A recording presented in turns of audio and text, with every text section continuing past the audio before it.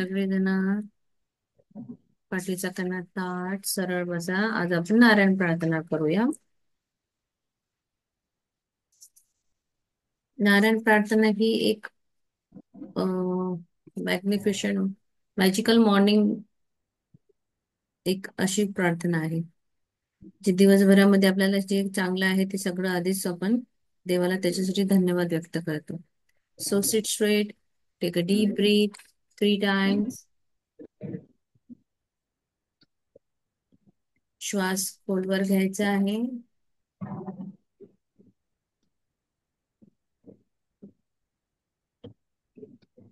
Hold, Excel.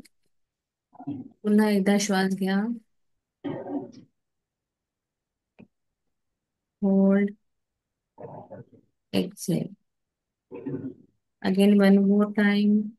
घेताना आपल्या सभोवताली सगळं चैतन्य आनंद आपल्या आतमध्ये आपण ग्रहण करत आहोत या भावनेने आपल्याला श्वास घ्यायचा आहे. सोडताना आपल्या शरीरातील सगळा त्राण, राग, द्वेष, मत्सर सगळं बाहेर टाकायचं आपल्याला. Take a deep breath. स्मित हास्य तोंडावर ठेवायचं आहे. चेहरा हा नेहमी हसरा ठेवा. सकाळ तुम्हाला मिळाली आहे.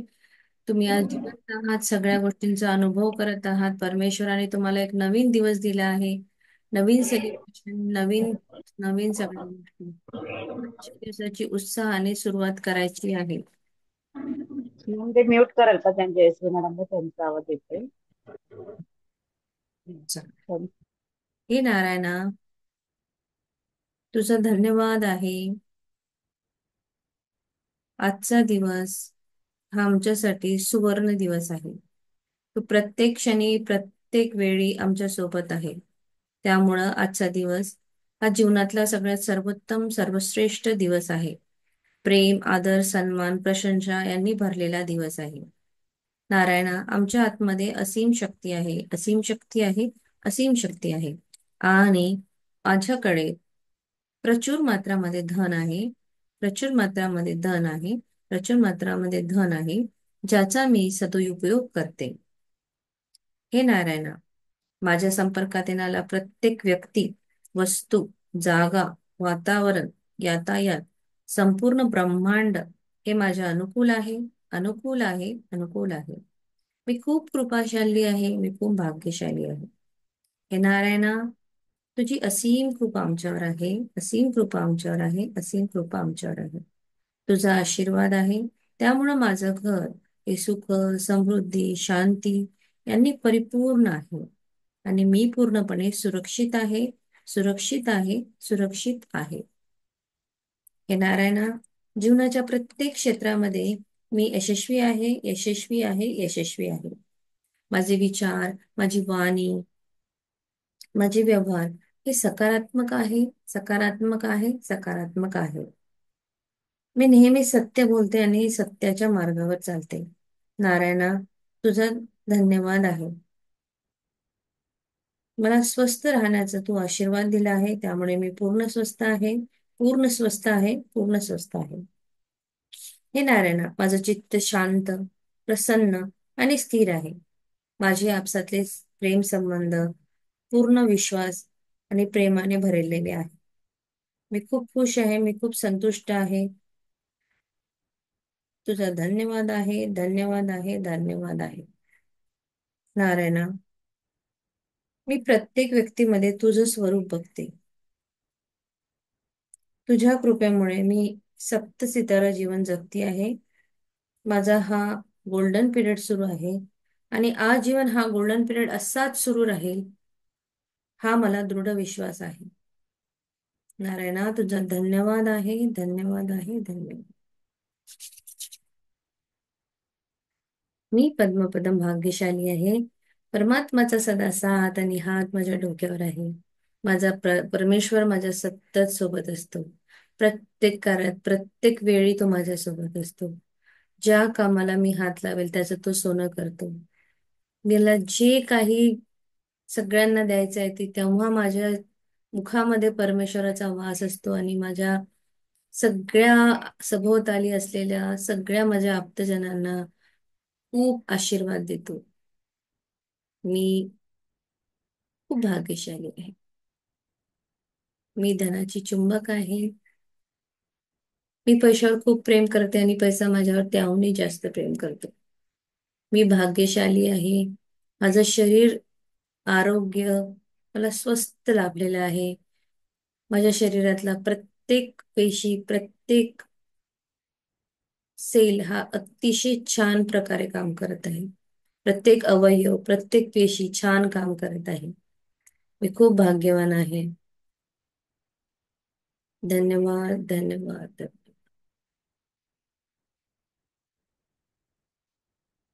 धरती मातेला वंदन करा. तुमच्या आतमध्ये बसलेल्या प्रत्यक्ष परमेश्वराला वंदन करून आजच्या दिवसाला धन्यवाद द्या. धन्यवाद, धन्यवाद, धन्यवाद झूम, धन्यवाद इलेक्ट्रिसिटी, धन्यवाद वायफाय, धन्यवाद माझ्यासमोर बसलेल्या सगळ्या पार्टिसिपेंटला आत्मवंदन. प्रतिभा मॅमला धन्यवाद for Zoom link. Thank you so much.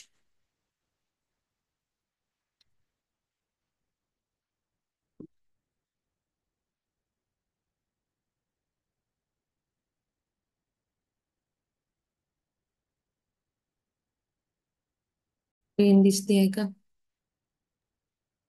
हो मॅम. पूर्ण दिसत नाही ना? हाफ दिसते.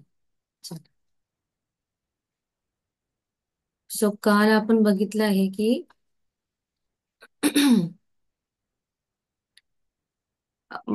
शक्यतोवर स्त्रिया काय चुका करतात, त्या सतत आपल्या स्वतःच्या गोष्टी दुसऱ्यांना शेअर करणे, नातेवाईकांना शेअर करणे. त्याच्यानंतर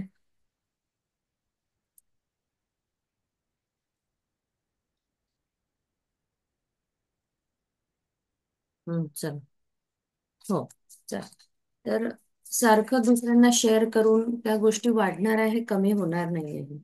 सो स्त्रियांची ही सवय असते की कुठली गोष्ट घरात झाली तर आईला सांगणे, शेजाऱ्यांना सांगणे, मैत्रिणीला सांगणे, तर या गोष्टी टाळायच्या आहेत. तुम्ही कुठल्या फ्रिक्वेन्सीला राहता ते तुम्हाला शोधायचं आहे. तुमची फ्रिक्वेन्सी जर सारखी तक्रार तक्रार तक्रार असेल तर तुम्हाला तीच तक्रार मल्टिप्लाय होऊन तुमच्या जवळ येणार आहे. यामध्ये जे एक जोडपं होतं ज्यांना प्रार्थना करायला सांगितली, दोघांना मिळून प्रार्थना करायला सांगितली आणि त्या प्रार्थनेचं उत्तर त्यांना मिळालं आणि त्यांचं आयुष्य खूप सुरळीत पार पडलं.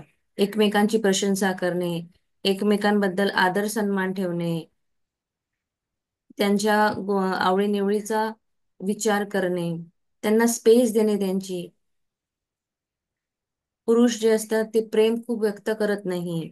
मग त्याला डेलिबरेटली असं विचारणे की अरे प्रेम करतो का तुम्हाला, मग तुझं माझ्यावर किती प्रेम आहे. तुम्ही पहिले परिपूर्ण व्हा, तुम्ही तुमच्यामध्ये पूर्ण कम्प्लिशन ठेवा, तुम्हाला गरज पडणार नाही दुसऱ्याच्या प्रेम आहे का प्रेम आहे का म्हणायची. तुम्ही स्वतः परिपूर्ण असेल तुम्हाला ऑटोमॅटिक त्या गोष्टी मिळणार. कारण आपण जे असतो ते आपल्याला भेटतं, हे नेहमी लक्षात ठेवायचं. तुम्हाला तुम्ही जसे आहात तशाच गोष्टी भेटणार आहेत. तुम्ही जर तुमचा ऍटिट्यूड हा असा तिरस्कार, द्वेष आहे, तुम्हाला त्याच गोष्टी अट्रॅक्ट होईल. तुम्ही नेहमी जॉयफुल, खूप सुंदर, हॅप्पी गो असता, तुम्हाला तीच गोष्ट तुमच्याजवळ अट्रॅक्ट होईल आणि तशाच गोष्टी तुम्हाला मिळणार आहे. तुमचा स्वभाव जर चिडचिडा, रागीट, हे ते असेल तर तुम्हाला तीच व्यक्ती तुमच्या आयुष्यात येईल. तीच तुम्ही अट्रॅक्ट करणार आहात. सो फ्रिक्वेन्सीला लक्ष द्या. आपल्या सेल्फ, जी आपली अं, दिवसभर आपण काय विचार करतो, सेल्फ टॉकला विचार करा, फ्रिक्वेन्सीचा विचार करा. खूप महत्वाचं आहे. प्रत्येक क्षणी अवेअर राहा की मी काय विचार करतेय. तुमच्या मनामध्ये जर एखादा थॉट असा आला तर लगेच एक काउंटर थॉट टाकणे, पर नेहमी आपल्या घराला आशीर्वाद देणे. माझं घर सुंदर आहे, माझं घर खूप मंदिरासारखं आहे, माझ्या घरातला प्रत्येक व्यक्ती हा खूप प्रेमाने आनंदाने राहतो, एकमेकांना समजून घेतात, त्यांच्यामध्ये खूप म्युच्युअल अंडरस्टँडिंग आहे, सामंजस्य आहे, सगळे एकमेकांना प्रेम करतात, एकमेकांच्या गोष्टी खूप आदरयुक्त आणि सन्मानपूर्वक ऐकतात, त्यांना तेवढं व्हॅल्यू देतात. ह्या सगळं कंटिन्युअस आपण हे रोज रोज रोज रोज म्हणायचं आहे. जितकं जास्त तुम्ही याचं मगिंग कराल तेवढं ती गोष्ट तुमच्या समोर येईल. आणि तुम्हाला जर काही गोष्टी आवडत नसेल तर एका पेपरवर लिहा, जळून टाका, खतम करा. तुम्हाला त्या गोष्टी दुसऱ्यांना सांगायची गरज नाही. त्या सांगितल्याने वाढतात. तुम्ही जितक्या जास्त त्या दुसऱ्याला सांगणार तेवढ्या त्या वाढणार. दुसरे काहीही तुम्हाला मदत करणार नाही. नातेवाईकांकडे तर अजिबातही सांगू नका, ते मल्टिप्लाय होतं. कुठेतरी ती गोष्ट बिघडते, ती कुठेही चांगली होत नाही. सो ऑलवेज लक्ष द्यायचं की आपण कुठे काय शेअर करत आहे. घटस्फोट घेतला पाहिजे का वैयक्तिक प्रश्न आहे, हे आपण काल सांगितलं होतं. आणि एखाद्या मुलीचा जर नवरा खूप व्यसन आहे, त्याला दारू पितो आहे, खूप मारतो आहे, त्या पिरियडला तिने जर डिवोर्स घेतला दॅट इज ओके. त्याच्यासाठी असं नाही आहे की लग्न झालं तर मला खुट्याला त्याच्या घरी बांधूनच राहावं लागेल, मला बिलकुल माझ्या घरी परत येता येणार नाही. ही एक स्टोरी होती. त्याच्यानंतर आपण पुन्हा बघितलं की एखादा व्यक्ती जेव्हा त्याच्या मनामध्ये भीती असते की माझी बायको छान आहे, ती ऑफिसला जाते, शंका, ज्या व्यक्तीला शंका असते नेहमी आपल्या बायकोवर, आणि तो सारखा त्याचं कंटिन्युअस रिव्हिजन रिव्हिजन रिव्हिजन करत असतो मनातल्या मनात. ही आता उशिरा आली, ही मित्रांशी बोलताय, ती हसती आहे, आज का उशिरा आली, आज परफ्यूमच का लावून गेली, आज हीच साडी का घातली, आज तिने हीच हेअरस्टाईल का केली. हे सो कंटिन्युअस तो त्याच्यामध्ये जेव्हा तो विचार करतो ना, सेम तीच गोष्ट त्याच्यासोबत घडते आणि त्याची क्रियेची प्रतिक्रिया म्हणजे त्या व्यक्तीचा घटस्फोट झाला. घटस्फोट हा आधी मनात सुरू होतो. कुठलीही गोष्ट करण्याच्या आधी आपण ती मनात सुरू करतो आणि त्याच्यानंतर त्याचं प्रॅक्टिकल होतं. आपल्या मनामध्ये आपल्या पतीबद्दल मनात द्वेष, भीती, शंका, राग ह्या जर आपण घर करून राहिल्या, तर त्या आपल्या ज्या कमकुवत होतात, सगळं प्रत्येक गोष्ट ही कमी होत जाते घरामध्ये. तसंच ते वातावरण बनतं.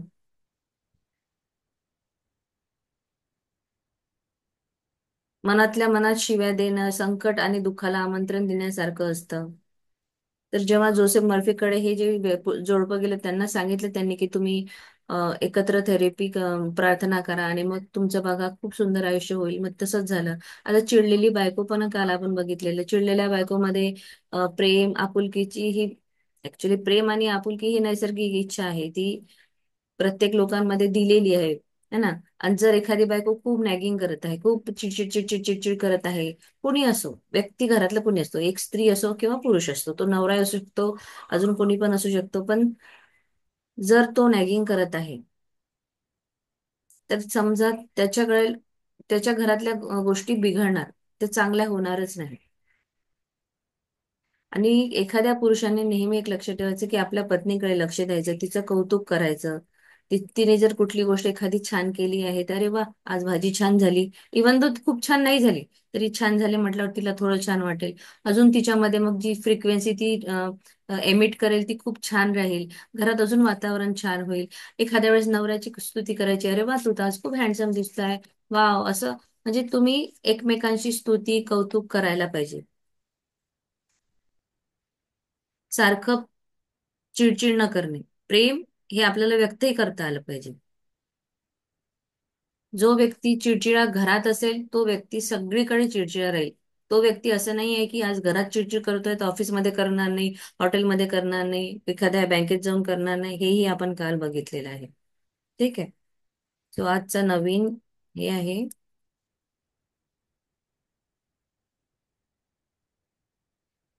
आपल्या जोडीदाराला बदलण्याचा प्रयत्न करू नका. कोण वाचणार आहे? वाचू का मी? वाच. पती पत्नीने आपल्या जोडीदाराला आपल्यासारखाच बनवण्याचा प्रयत्न करू नये. त्याला बदलण्याचा प्रयत्न करणे म्हणजे त्याचा अपमान करणे आणि तो फारसा महत्वाचा नाही हे दाखवणे.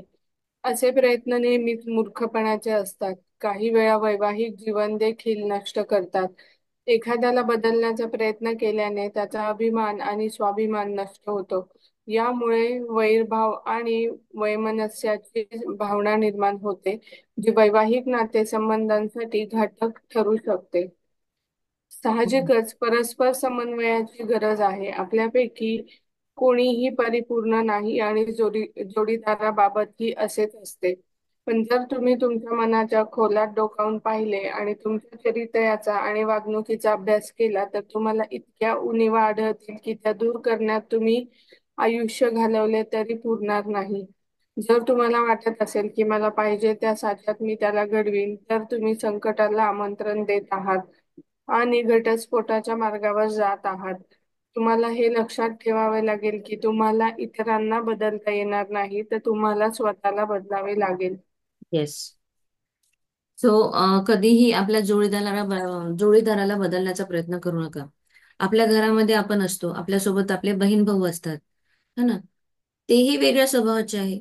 पाच बोट आहे ती सारखी नाही आहे, सगळे वेगळे आहे. इवन दो मी माझ्यासारखी दुसरी कीर्ती जरी तयार केली, तरी मला तिच्यामध्ये पुष्कळशे गुण असे दिसतील की जे ठीक नाही राहणार. म्हणजे कोणीही या जगामध्ये परफेक्ट नाही. ठीक आहे. आपण दुसऱ्याला बदलण्याचा प्रयत्न करायचा नाही. जो जसा आहे तसा त्याला ऍक्सेप्ट करा. आपल्या घरी आपल्या भावा बहिणींसोबत आपलं भांडण होतं, कधी आईसोबत होतं. मग आपण का सगळ्यांपासून विभक्त होतो का? नाही ना. मग नवऱ्यासोबत जर भांडणं झाली, तर मग असं का? त्याला का असं सांगायचं की बाबा मी जे म्हणते तेच तू करायचं? म्हणजे आपल्या जोडीदाराला सारखं अपमान करण्यासारखं होतं. त्याला बदलणं म्हणजे त्याचे जे गुण आहेत ते ऍक्सेप्ट नाही करायचे मला. मला मला जे हवं ते टाकायचं आहे. म्हणजे त्याच्या गुणाला, त्याच्या अम, अ, जे त्याचा स्वभाव आहे त्याचा अपमान करणे, त्याचे एथिक्स, त्याचे प्रिन्सिपल काही महत्वाचे नाही असं दाखवणे, असं होतं. आणि हे मूर्खपणाचं लक्षण आहे. सारखं कुणाला धरून पाळून बोलणे हेही करू नये. जो जसा आहे त्याला तसं स्वीकार करायचं आहे. त्याला टेकन फॉर ग्रांटेड घ्यायचं नाही आहे. एखाद्याला जर आपण बदलण्याचा प्रयत्न करणे म्हणजे त्याचा स्वाभिमान आणि अभिमान नष्ट होत असतो. मग त्यामुळे वैरभाव निर्माण होतो, वैमनस्याची भावना निर्माण होते एकमेकांमध्ये, आणि त्यावेळेस वैवाहिक नातेसंबंध घातक ठरू शकते. कारण एखादी स्त्री आहे, तिला जर तिच्या नवऱ्याने सारखं टोकले, तू अशी नको करू, तू हे चांगलं नाही करत, तू हे व्यवस्थित नाही केलेलं आहे, तिला तिचा कॉन्फिडन्स लूज होईल. तिला वाटेल की अरे मी माझं काहीच नाहीये का? सारखं सारखं नवऱ्याने आपल्या बायकोला असं बोलू नये. किंवा एखाद्या पत्नीने आपल्या पतीला, तुम्ही हे घाला, तुम्ही हे नका करू, तुम्ही इथे जा, तुम्हाला हे करायचं आहे, आज तुम्ही इथे गेलात नाही, असं तसं सारखं तिला बोलायचं नाहीये त्यांना. कोणीही व्यक्ती या जगामध्ये परफेक्ट नाही. तुम्ही जर म्हणाल की अरे तू खूप परफेक्टच असला पाहिजे, घरी असं काम स्वच्छच असलं पाहिजे, मी जसा माझा सोफा व्यवस्थित साफ करते तसा माझ्या घरी सगळ्यांनीच करावं, पॉसिबल नाहीये ही गोष्ट. तुम्ही जशी भांडी घासता तशी तुमच्याकडे दुसऱ्यांनी पण घासावी, हेही पॉसिबल नाहीये. सो तुमच्यासारखं तुम्हीच आहात, अजून कोणी नाही. तुमच्यातली रेप्लिका जरी काढून बाहेर काढली तरी तिच्यामध्ये तुम्हाला 100 तुमचे दोष दिसणार आहे, तुम्हाला दिसेल तिचे दोष.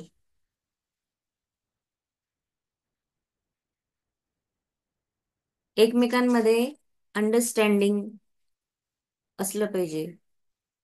कोणी परिपूर्ण नाही आहे. तुमच्या मनात जर तुम्ही खोल डोकावून बघितले तर तुम्हालाही तुमच्या वागणुकीचा जर तुम्ही अभ्यास केला तर तुम्हाला उणिवा आढळतील. हे त्यांनी इथे सांगितलेलं आहे. मला पाहिजे त्या साच्यात मी त्याला घडवीन, म्हणजेच याला संकटाला आमंत्रण देणे असं होतं. कारण त्यावेळेस आपण त्याला सारखं बोलणं, म्हणजे स्त्री असो किंवा पुरुष असतो, त्याला सारखं टोमणे, सारखं काही ना काही बोलणे, आपल्याला रोंडा बर्नी शिकवलेलं आहे मॅजिक बुक मध्ये, की तुम्हाला रिलेशनशिपमध्ये कुठल्याही गोष्टीमध्ये एखाद्या व्यक्तीमध्ये जर 60% वाईट गुण आहे तर त्याचे 40% फक्त चांगले शोधा. तुम्ही त्याच्यामधलं वाईट वाईट वाईट वाईट शोधू नका, सारखं त्याला त्याविषयी टोकू नका. तुमचे रिलेशनशिप तिथे बिघडतील. त्यापेक्षा तुम्ही त्याच्यातल्या ज्या 40% गोष्टी आहे, 10 गोष्टींपैकी त्याच्या 6 जर वाईट गोष्टी असेल तर 4 चांगल्या आहेत ना. त्या 4 चांगल्याला इतकी एनर्जी आहे, इतकी एनर्जी द्या की तो ऑटोमॅटिक पूर्णपणे अजून चांगलं होईल. तुम्ही वाईटाला जास्त एनर्जी दिली तर तो व्यक्ती अजून तसाच तसाच होईल आणि तो अजून अजून चुका करेल, अजून अजून तसं वागेल. तुमची फ्रिक्वेन्सी तुम्हाला बदलायची आहे, आपोआप समोरचा बदलणार आहे. आपण कुणालाही बदलू शकत नाही, एवढं लक्षात ठेवायचं. आपल्या स्वतःच्या मुलाला सुद्धा तुम्ही बदलण्याचा कधीही प्रयत्न करू नका, की तू असाच वागला पाहिजे, त्याने हेच केलं पाहिजे, तो इतक्याच वेळेस अभ्यास केला पाहिजे, याच वेळेस तो बाहेर खेळायला गेला पाहिजे. काही गरज नाहीये. तुम्हाला काय पाहिजे तुमच्या फ्रिक्वेन्सीवर, तुम्ही फ्रिक्वेन्सी लेवलवर करा. तुम्ही त्याला बोलून, चिडून, रागून हे सगळ्या गोष्टी बिघडणार आहे. ते कुठलीही गोष्ट चांगली होणार नाही. मला वाटतं ना, माझ्या मुलीने सकाळी उठून अभ्यास करावा. सो मी काय लिहीन, माझी कोमल अर्ली रायझर आहे, ती छान सकाळी उठून अभ्यास करते. मी रोज ही फिलिंग देईन, मी रोज ही बोलेन. मला त्याच्यासाठी तिला उठ ग की कोमल, उठ अभ्यास कर, का नाही करत, तुझे 10वीचं वर्ष आहे, तुला कळत नाही का, मी एवढ्या गोष्टी बोलणार नाही. त्यांनी माझी फ्रिक्वेन्सी खराब होणार आहे, घरातही सगळंच खराब होईल. आणि मग मी जर हे असंच चिडचिड करून वागणार, तर माझ्याकडे पुन्हा तेवढ्याच गोष्टी मी अट्रॅक्ट करेल, त्याच सेम. फ्रिक्वेन्सी खूप महत्वाची आहे. तुमचं गाणं तुमच्या आयुष्याचं कसं वाजवणार आहात तुम्ही, तुम्हाला कसं पाहिजे, प्लीझंट पाहिजे की चिडचिड पाहिजे, की तुम्हाला असं कसं पाहिजे तुम्हाला आयुष्य. तर फ्रिक्वेन्सीवर काम करणं शिका. डेलिबरेटली जाऊन कोणाला चेंज करायचा प्रयत्न करू नका. इवन तो माझ्या नवऱ्यामध्ये मला काहीतरी चेंजेस हवे आहे, तर मी तेही पेपर वर्क करेल, मी फिलिंग टाकेल. जर तो मला चिडचिडा येतो आहे, तर मी खूप छान आहे, ही बस लव पीस हार्मनी, आमच्या दोघांमध्ये लव पीस हार्मनी आहे, आमच्या दोघांमध्ये लव पीस हार्मनी आहे. बस मी हेच, मला वाटत आहे की समोरचा व्यक्ती कुठेतरी मला आता काही हे बोलणार आहे, तर मी माझं लव फ्रिक्वेन्सी जितकी जास्त देईल ना, ऑटोमॅटिकली बघा तुम्हाला तो व्यक्ती समोर येऊन माफी मागेल. आणि येस्टरडे आय म्हणजे experience this things, that's why I am sharing. त्या व्यक्तीला स्वतःहून कळते त्याची चुकी, आपल्याला त्याला सांगायचीही गरज पडत नाही. सो अफर्मेशन्स लिहा, खूप लिहा, 3 नाही, 4दा नाही, 100 वेळा लिहा. सहज जे आपण हे काम करू शकतो ते करायचं. त्याच्यामधल्या वाईट गुण आपल्याला आवडत नाही, एक पेपर घ्यायचा, त्याचे वाईट गुण त्या पेपरवर लिहायचे. तुम्हाला असं वाटतं की हे याच्यापासून तो दूर गेला पाहिजे, आणि त्या पेपरला जाळून टाकायचं. खतम. दोघांना एकमेकांची स्पेस द्या, दोघांचा रिस्पेक्ट, एकमेकांचा रिस्पेक्ट करा. ठीक आहे. छान. या पुढील पायऱ्या चढून प्रार्थना करून सुखीसह जीवनाचा आनंद लुटा. पायरी 1. किरकोळ निराशेमुळे होणारी चिडचिड कधीही दुसऱ्या दिवसापर्यंत टिकून ठेवू नका. रात्री झोपण्यापूर्वी प्रत्येक कटू गोष्टीसाठी एकमेकांना माफ करा. ज्यावेळी तुम्ही सकाळी उठता, अशी प्रार्थना व्यक्त करा की तुमच्या अंतर्मनाची अमर्यादित बुद्धिमत्ता तुम्हाला सर्व मार्गांनी मार्गदर्शन करत आहे. तुमचा जोडीदार, कुटुंबातील सर्व सदस्य आणि संपूर्ण जगामध्ये शांती, सौहार्द आणि प्रेमाचा विचार पसरवा. येस. आपल्याला त्यांनी सांगितलंय की जर तुम्हाला सुखी जीवन हवं आहे, तुमच्या सुखी जीवनाचा, सहजीवनाचा तुम्हाला जर आनंद लुटायचा आहे, तर तुम्हाला सगळ्यात पहिले रात्री जेव्हा आपण बेडवर येतो, तेव्हा मनामध्ये कुठल्याच गोष्टीचा किंतु परंतु, किंवा मला सकाळी हे बोलले मग आता मी बोलणारच नाही, मी झोपून राहते, अबोला ठेवून झोपायचं नाही, किंवा मनामध्ये कुठलीही एवढीही अळी ठेवून झोपायचं नाहीये. माफ करायचं, माफ करायचं शिकायचं. चांगल्या गोष्टी आठवायच्या. एखाद्या व्यक्तीच्या सपोज पत्नीने काही बोलली, किंवा त्याच्या घरात काहीतरी आई वडिलांना बोलली, तर तुम्ही हे लक्षात ठेवायचं की अरे, ही तर दिवसभर काम करते, मला बरं नसलं की ही मला पाणी आणून देते, माझी काळजी घेते, माझ्या आवडीनिवडीला बघते, स्वतःला नाही म्हणजे स्वतः नाही पण माझ्यासाठी ती प्रत्येक गोष्ट माझ्या आवडीची करते. हे पुरुषांनी समजून घ्यायला पाहिजे. आणि स्त्रियांनी पण समजायचे की अरे, मला जे हवं, तर एखाद्या वेळेस जर मी सांगितलं तर माझे मिस्टर मला आणून देतात, ते माझी काळजी घेतात. तर एकमेकांना माफ करणं शिकायचं आहे. तुमच्या इच्छा व्यक्त करा, की तुमच्या अंतर्मनाच्या अमर्यादित बुद्धिमत्तेला तुम्ही सांगा की मला मार्गदर्शन कर, मला यासाठी कसं मी काय करू. तुम्ही दोघं जेव्हा एकमेकांना क्षमा करा, एकमेकांचा आदर कराल, तर तुम्हाला तुमच्या आयुष्यामध्ये शांती आणि प्रेम हे सगळं मिळेल. तुमचं कुटुंब खूप सुंदर आणि एक छान जसं आनंदी आनंद सगळीकडे होणार. ते गोकुळातलं कसं आपलं घर असतं तसं ते राहील. सगळ्यांनी एकमेकांना समजून घ्यायचं, कुणाच्या चुका काढायचं नाही, कुणाला खालून बाळून बोलायचं नाही. तुम्हाला असं वाटतं तुम्ही त्याच्या चुका दाखवता म्हणजे तो सुधारेल, तर तसं होत नाही, ते अपोजिट होतं. कारण त्याला तिथे दुखतं की अरे हा, चुकी समजून सांगताना पण कधी कधी कशी समजून सांगावी. पहिले पॉझिटिव्ह बोलून मग ते तुम्ही वेगळं बोला. अरे बाबा, हे तू छान केलंस, पण तू असं करू शकला असतास ना बाळा, असं. पुढे. पायरी 2, नाश्ता करताना देवाचे स्मरण करा. स्वादिष्ट अन्न, समृद्धी आणि सर्व आशीर्वादांसाठी धन्यवाद द्या. टेबलावर समस्या, चिंता किंवा वाद याबद्दल कोणतीही चर्चा होणार नाही याची काळजी घ्या. रात्री जेवणाच्या वेळीही असेच करा. तुमच्या जोडीदाराला सांगा, मी तुझ्या सर्व कामांची प्रशंसा करते आणि दिवसभर तुझ्यासाठी प्रेम आणि सद्भावनेचे विचार करते. हम्म. सगळ्यात पहिले तर आपल्याला माहित आहे, पाणी हे सगळं ऐकतं. पाणी आपल्या शरीरात आहे. अन्न आपण जेव्हा सेवन करतो, ग्रहण करतो, तेव्हा डेलिब्रेटली पाणी, आणि जेव्हा तुम्ही जेवण करता तेव्हा चांगलं बोला, चांगलं अफर्मेशन्स देऊन करा. आणि आता तुम्हाला असं वाटेल की अरे, मी मॅजिक बुक करते, माझा नवरा नाही करत.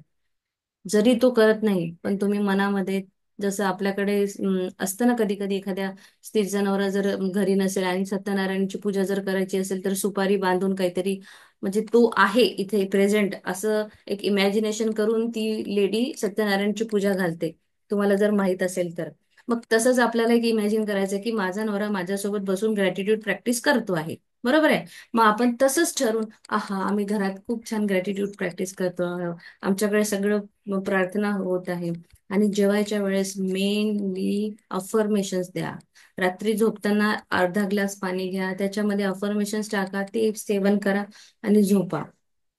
आणि मग बघा कशी छान छान फरक पडतात घरात. कारण हे सगळं पाणी ऐकतं. चुकूनही जेवताना किंवा हे असं, अरे तू पागलच आहे, मूर्खच आहे, तुला बावळट आहे, कुठलेही असे शब्द बिलकुल उच्चारायचे नाही. कारण ते तुमच्यामध्ये कॅच होऊन तसंच प्रकार होईल.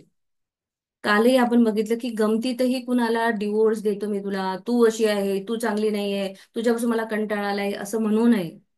वास्तू तथास्तू कधीही म्हणते. जेवणासोबत आपले इमोशन्स जोडलेले असतात.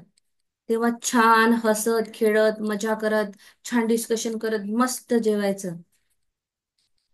तिथे कुठल्याही टेबलवर अशी गोष्ट डिस्कस करायची नाही जिथे तुमचं कॉन्फ्लिक्ट, म्हणजे जिथे तू भांडणं वाढेल किंवा वाद वाढेल. याची काळजी घ्यायची. आपल्या नवऱ्याची प्रशंसा करा. नवऱ्यानी बायकोची प्रशंसा करायची.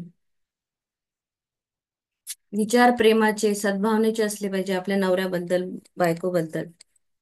सो क्रिटिसिझम अजिबात करायचं नाही जेवताना टेबलवर. जेवण बनवतानाही नाही, जेवण जेवतानाही नाही, पाणी पिताना पण नाही. ठीक आहे. कुठलीही चर्चा अशी करायची नाही ज्याने वाद वाढेल. आणि पाण्याला अफर्मेशन्स द्यायचे जेव्हा तुम्ही, इवन दो होल डे जर तुम्ही ग्रहण करताना, जर तुम्हाला नाही आठवलं तर एकदा तुम्ही पूर्ण तुमचं जितकं पाणी प्यायचं, तुमचं 2-3 म्हणजे लिटरची बॉटल असेल, त्याच्यात अफर्मेशन टाकून ठेवा. अदरवाईज प्रत्येक ग्लासाच्या वेळेस त्याच्याकडे बघून ऍटलिस्ट, थँक्यू, माझं आयडियल वेट 55 kg आहे, वाव, मला चैतन्य मिळतंय, माझं आरोग्य मिळतंय, माझ्या बॉडीमधला प्रत्येक सेल हा रिजनेट होत आहे, एवढंच म्हणायचं आणि मग पाणी प्यायचं. हे तुम्ही 1 महिना आजपासून करा आणि मला 31व्या दिवशी तुम्ही सांगा की मॅडम, खरंच आमच्याकडे खूप चेंजेस झाले. पुढे. तिसरी पाय. पायरी 3, पती पत्नीने दररोज रात्री आळीपाळीने प्रार्थना करावी. तुमच्या जोडीदाराकडे दुर्लक्ष करू नका. त्याला तुमचे प्रेम आणि कौतुक दाखवा. निंदा, टीका आणि चिटचिट करण्याऐवजी कौतुक आणि सद्भावनेचे विचार ठेवा. शांतपूर्ण घर आणि सुखी वैवाहिक जीवन निर्माण करण्याचा मार्ग म्हणजे प्रेम, सौंदर्य, सौहार्द, परस्पर आदर, देवावरील विश्वास आणि सर्व चांगल्या गोष्टींचा पाया घालणे. बायबलमधील 23वे, 27वे, 91वे स्तोत्र, 11वा हिब्रू अध्याय आणि करिथियन्सचा 13वा अध्याय वाचा आणि झोपण्याच्या आधी बायबलचे इतर उत्तम उतारे वाचा. जेव्हा तुम्ही या सत्याचे आचरण कराल तेव्हा तुमचे वैवाहिक जीवन दिवसेंदिवस चांगले होत जाईल. हम्म. सो पती पत्नीने रोज आळीपाळीने प्रार्थना करायची, आपल्या घराबद्दल, आपल्या घराच्या सुखी संसाराबद्दल. आपल्या जोडीदाराकडे दुर्लक्ष करायचं नाही, त्याचं प्रेम कौतुक नेहमी करायचं. कोणीही असो त्याला त्याला कुठल्याही गोष्टीचं कौतुक जर मिळालं तर ती जास्त तो अजून चांगले करेल. डेलिबरेटली करा. छोट्या छोट्या गोष्टी नवऱ्याच्या सुद्धा, आणि बायकोला पण तेवढंच कौतुक तुम्हाला करायचं. निंदा, टीका, चिडचिड याच्याऐवजी जर तुम्ही कौतुक आणि सद्भावना ठेवली ना, तर खरंच घर हे गोकुळ व्हायला वेळ लागत नाही. त्या घरामध्ये कॉन्फ्लिक्ट नावाचं म्हणजे त्या घरामध्ये सगळं इतकं सुंदर होतं ना. बियॉन्ड बियॉन्ड म्हणजे तुम्ही विचारही करू शकाल ना, इतकं सुंदर घर. म्हणजे सगळे सामंजस्याने राहत आहे, एकमेकांचा आदर करत आहे, सगळे एकमेकांना प्रेम करत आहे. जस्ट इमॅजिन करा असं घर, किती छान वाटेल. शांतीपूर्ण घर आणि सुखी वैवाहिक जीवन निर्माण करण्याचा मार्ग म्हणजेच प्रेम आहे, सौहार्द आणि परस्परांचा आदर आणि देवावरचा विश्वास. या सगळ्या चांगल्या गोष्टीचा घरात पाया घालायचा आहे. आपण या जर्नीमध्ये आहोत, आपल्याला माहित आहे. तर मी ऍटलिस्ट सुरू करेल आणि मी विचार करेल की माझ्या घरातले सगळे करत आहे. हळूहळू एक एक एक एक आपल्या घरी तसंच होत राहील. आता आमच्याकडे मी होती तर माझे मिस्टर आले, माझे मिस्टर आहे तर माझी मुलगी पण आहे. पण अजूनही आता तीनही असून सुद्धा त्यांच्यामध्ये अजून थोडस, जोपर्यंत प्रॅक्टिकल तुम्ही करणार नाही. तुम्ही बुकिश नॉलेज खूप घेतात, तुम्ही मॅजिक बुक वाचली आहे, तुम्ही यू कॅन हील वाचून राहिलात तुम्ही, अजून काय चालू गेटिंग रिच, सबकॉन्शियस माइंड, सगळं वाचत आहात. पण प्रॅक्टिकल कधी करायचं? जेव्हा आपल्या समोर अशा समस्या येतात, कधी आपल्याला युनिव्हर्स आपली परीक्षा घेतो की खरंच तू किती आता खरा उतरला आहे या जर्नीमध्ये, तेव्हा आपण आपल्या फ्रिक्वेन्सी, आपलं वागणं हे पूर्णतः जस्ट ऑब्झर्व करा. आणि जेव्हा तुम्ही या गोष्टीला असं पूर्णतः टच कराल की येस, कुठलीही गोष्ट असो मला शांततेनेच हँडल करायची आहे, माझ्या घरी सगळं चांगलं होणार आहे. सद्भावना, मला माहित आहे की मला सांगितलं आहे, मी रोज माझ्या रिलेशनशिप बद्दल लिहिणार. मला माझ्या नवऱ्याचं कौतुक करायचंय. मला जे हवं आहे मी ते पेपरवर लिहिणार, जे हवं आहे जे नको आहे ते पेपरवर लिहून जाळून टाकणार. इमोशनली मी चेंज करायचं म्हणजे इमोशनल मी देणार. मी त्याला डेलिबरेटली जाऊन सांगणार नाही तू असा चेंज हो, तू हे कर, तू मला हे आवडत नाही, तुझी ही सवय नको आहे मला. विचार करा. निंदा करायची नाही, टीका करायची नाही, चिडचिड करायची नाही. आपल्या तोंडातून शब्द काढताना मोजून मापून काढा. जिथे बोलायचं तिथेच बोला. अननेसेसरी बोलायचंही नाही. शब्द हे मोठा बाण बाण आहे तो, आणि शब्दांमध्ये एनर्जी असते. वास्तू तथास्तू कधीही म्हणते.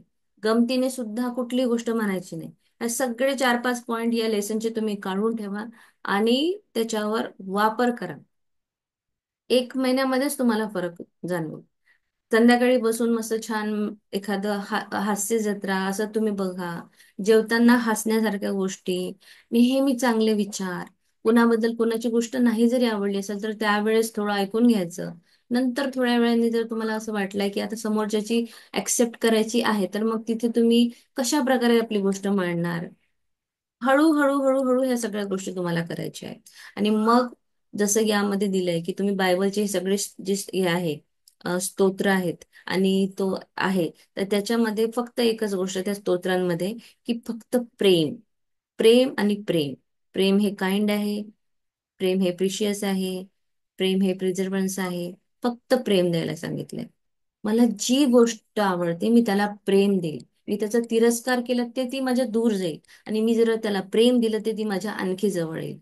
जसं मला एखादी बॅग आवडते, खूप महाग आहे, चांगली नाही, काय आहे, असं करेल तर ती दूर जाईल. पण तीच जर मी त्या बॅगला, वाव किती छान बॅग आहे, मस्त आहे, मी नक्की घेईल, खूप सुंदर आहे, कलर छान आहे, खूप छान कंपनी आहे, असं जर म्हटलं तर ती बॅग तुमच्या जवळ येईल. तसंच तुमच्या प्रत्येक क्षेत्रात होणार आहे.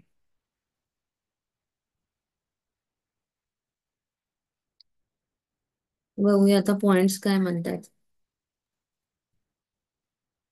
तुमच्या कृतीचे पुनरावलोकन करा. मानसिक आणि आध्यात्मिक नियमांचे अज्ञान हे सर्व वैवाहिक दुःखांचे कारण आहे. माझे वैज्ञानिक दृष्ट्या एकत्र प्रार्थना केल्याने तुम्ही एकत्र राहू शकता.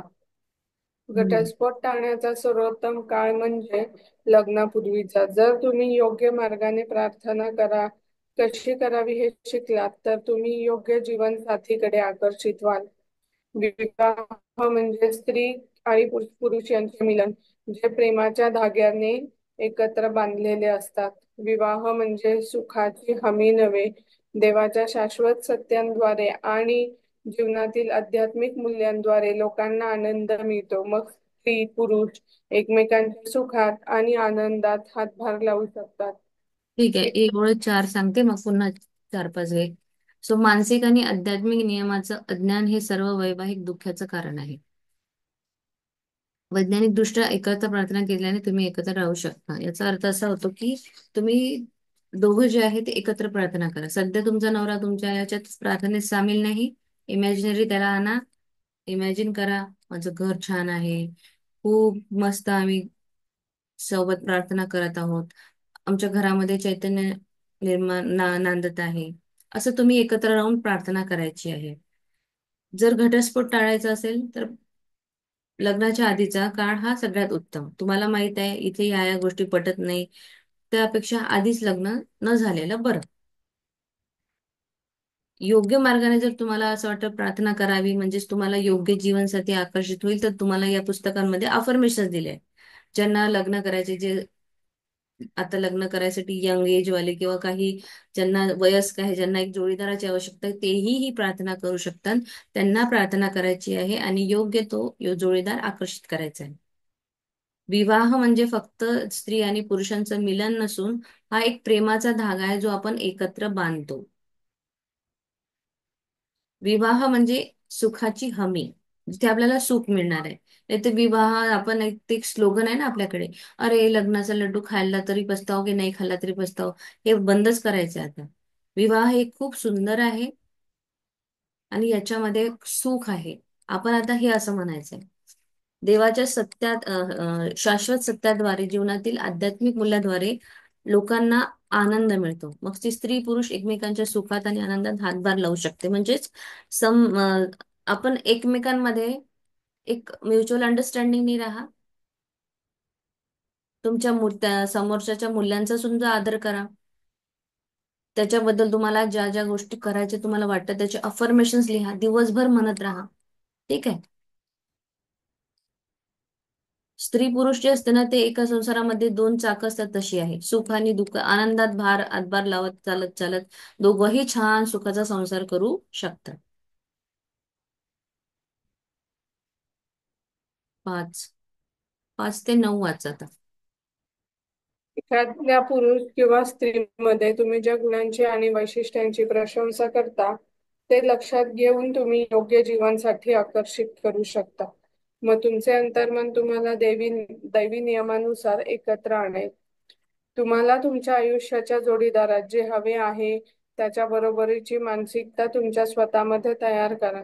जर तुम्हाला खरा, प्रामाणिक आणि प्रेमळ जीवनसाथी आकर्षित करायचा असेल तर तुम्हाला प्रामाणिक, सत्यवादी होऊन स्वतःवर प्रेम करावे लागेल. लग्नाबाबत तुम्हाला त्याच चुका पुन्हा करण्याची गरज नाही. जेव्हा तुमचा खरोखरच असा विश्वास असतो की तुम्हाला आदर्श जीवनसाथी मिळू शकतो, तेव्हा तुमचा विश्वास आहे तेच तुम्हाला मिळेल. विश्वास ठेवणे म्हणजे एखाद्या गोष्टीला सत्य मानणे. तुमच्या आदर्श जोडीदाराचा आत्ताच मानसिकदृष्ट्या स्वीकार करा. तुम्ही ज्या जीवनसाथीसाठी प्रार्थना करत आहात तो कसा, का आणि कुठे शोधायचा याची चिंता करू नका. तुमच्या अंतर्मनाच्या प्रज्ञेवर पूर्ण विश्वास ठेवा. तुमचे ध्येय साध्य करण्यासाठी ताकद त्याच्यातच आहे. त्यात तुम्हाला हस्तक्षेप करण्याची गरज नाही. जर तुम्ही तुमच्या मनात जोडीदाराविषयी द्वेष, वैर आणि चीड अशा भावना असतील तर तुम्ही मानसिकरित्या घटस्फोट घेतला आहे असे समजा. तुम्ही मानसिकदृष्ट्या तुमच्या मनात त्याच्या चुकांवर लक्ष केंद्रित करत आहात. हम्म. स्त्री आणि पुरुष यांनी एकमेकांची प्रशंसा करणे आणि योग्य जोडीदार जर आकर्षित करायचा असेल तर तुम्हाला ते करावं लागेल. जसे तुम्ही राहाल तसंच तुम्हाला जोडीदार मिळणार आहे. तुम्हाला खूप प्रेमळ असा जोडीदार हवा आहे तर त्याच्या आधी तुम्हाला स्वतः पहिले प्रेमाने पूर्ण भरावं लागेल. म्हणजे मग तुम्ही तो आकर्षित करू शकता. तुम्ही जर राग, द्वेष, ग्रंपी यांनी भरलेले आहात तर तुम्हाला तसंच आकर्षित होईल. ठीक आहे. तुमच्या जोडीदारामध्ये हवे ते आहे, तो त्यांनी बरोबरी करावी, म्हणजे त्याच्या बरोबरीची मानसिकता तुमच्या स्वतःमध्ये सुद्धा तयार करावी लागेल. तेच मी आता सांगितलंय की जर तुम्हाला पाहिजे की हा असा हवा तर पहिले तुम्हाला भरावं लागेल, मग तो तसा मिळेल. तो खरा प्रामाणिक जीवनसाथी जर आकर्षित करायचा आहे म्हणजे आपण खरंच प्रामाणिक, खरे, सत्यवादी आहोत का, पहिले आपल्याला एक्झामिन करायचं.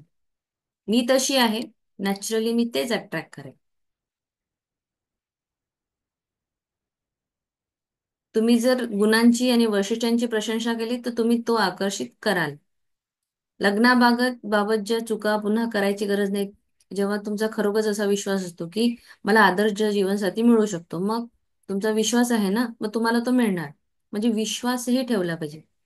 एखाद्या गोष्टीला सत्य मानायचं, मानसिक दृष्ट्या त्याचा स्वीकार करायचा. इमॅजिनरी त्यांना येस मला हा मिळालेला आहे, मला माझा नवरा जसा आहे तसा, जसं तुम्हाला हवं आहे, जसं तुम्हाला वाटते की याच्यामध्ये हे हे गुण असावे, तोच तुम्हाला मिळेल. तुम्हाला प्रार्थना करायची आहे, कुठे मिळेल, कसा मिळेल, कोण आणेल याचा चिंता करायची नाही. तुमच्या स्वतःच्या प्रज्ञेवर पूर्ण विश्वास ठेवायचा, तुमच्या प्रार्थनेवर विश्वास ठेवा. तुमचं ध्येय तुम्हाला साध्य करायची ताकद तुमच्यामध्ये आहे. तिथे तुम्हाला युनिव्हर्सच्या हिच्यामध्ये हस्तक्षेप करायची गरज नाही. जर तुम्ही मनामध्ये जोडीदाराचा द्वेष, वैर, चीड अशा भावना असतील तर मानसिकरित्या घटस्फोट घेतला आहे असं समजा. जर मी माझ्या नवऱ्याबद्दल आता माझ्या मनामध्ये चांगली भावना नाही आहे, म्हणजेच मी मनामध्ये कुठेतरी घटस्फोटाचा विचार आलेला आहे, म्हणजे हे होतं कसं, आणि तो पॅटर्न कंटिन्यू सुरू राहतो. म्हणून मग आपण कसं तो पॅटर्न ब्रेक करायचा. घरात सारखं चिडचिड, हे ते होत आहे, रिॲक्शन देणं बंद करा. ज्या दिवशी तुम्ही रिॲक्शन देणं बंद केली, एक 15-20 दिवस तुमचा तो पॅटर्न ब्रेक होणार.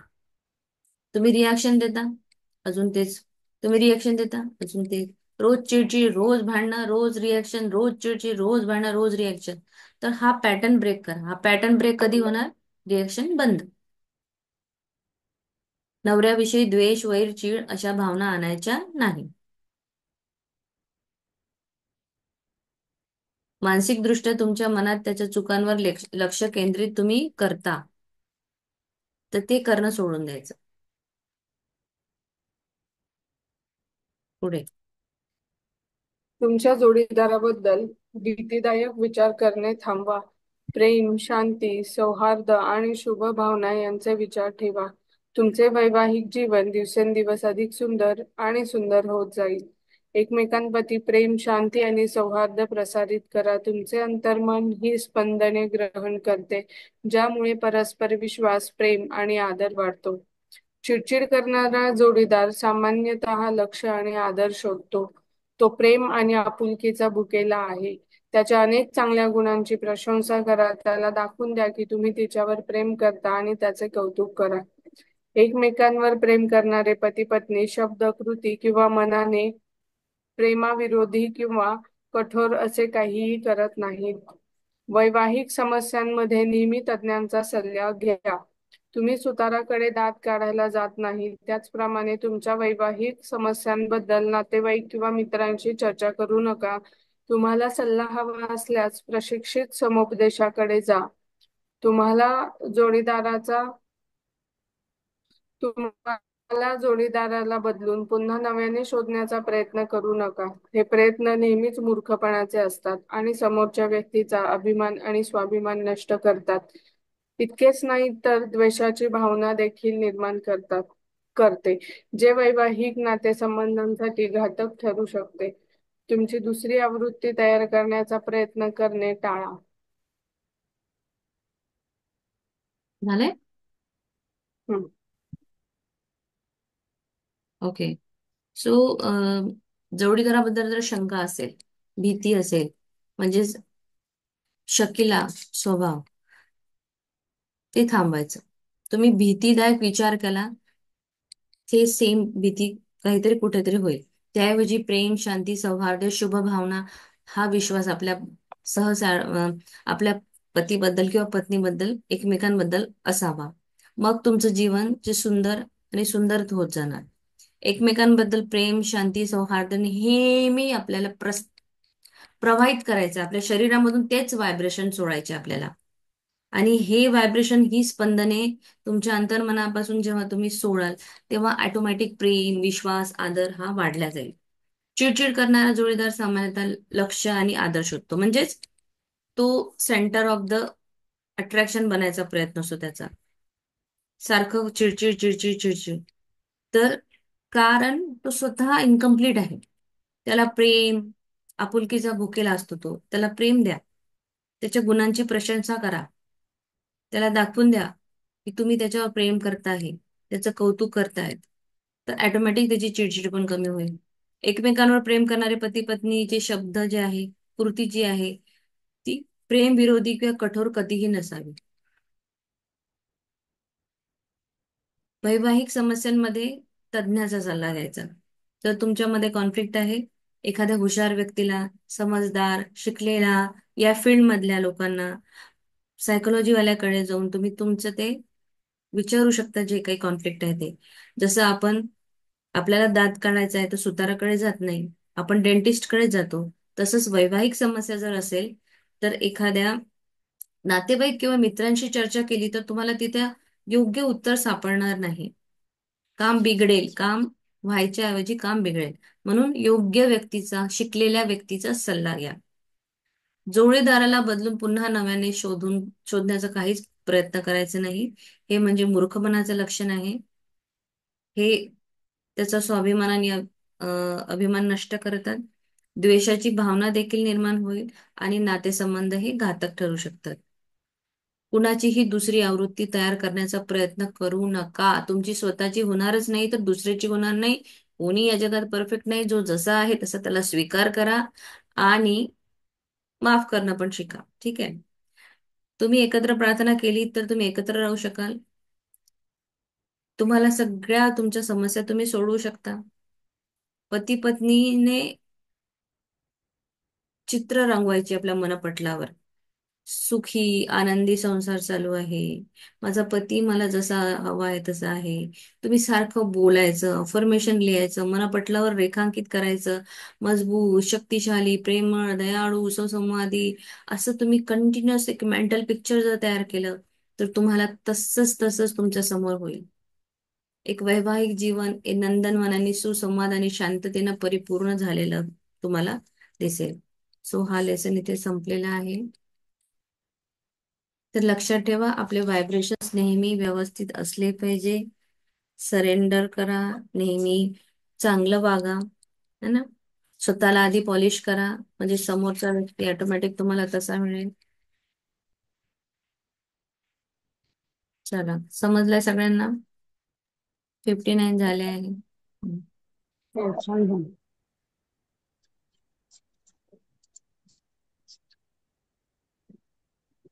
चला, thank you bye ma'am. Bye and thank you. Thank you ma'am. Prajakta, मला गुड न्यूज शेअर करशील? हॅपी. Yes ma'am. येस. मला उद्या पाहिजे, ठीक.